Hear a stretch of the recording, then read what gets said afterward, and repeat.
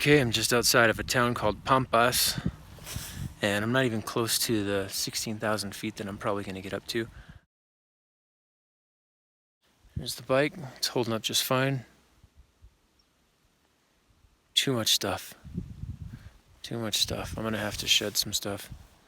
Things that I might not be able to easily replace, but I got to get some weight off of this thing. Probably 100 pounds of gear, and it's really not in the right location. It's better to put it on the sides.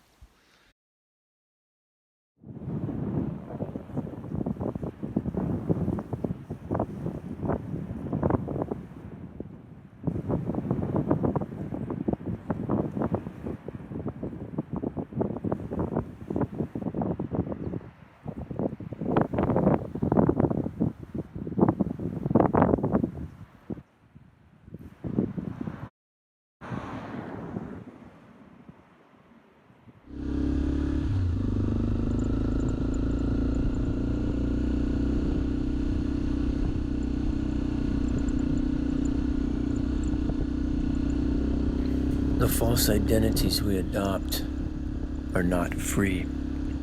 In fact, we are borrowing them at a very high interest rate. And so, as we hold on to these identities, as we rent them, we find that we are paying more and more interest on this debt that we live in. We are debtors.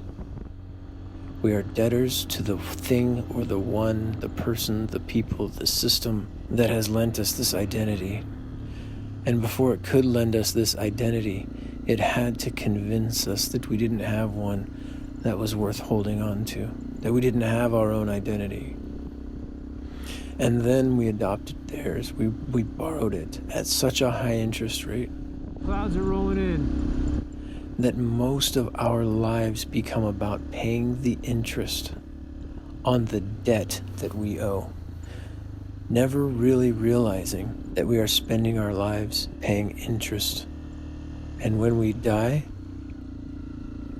that identity doesn't go with us, but we wasted an entire life slaving away to pay the interest on a debt that we never needed to hold, on an identity that we never needed to possess.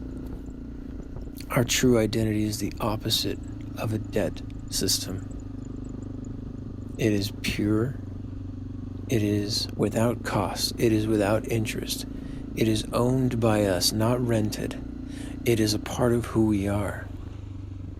And if we can learn to live from who we are, we can save our own lives that we would have otherwise spent paying interest on a false identity.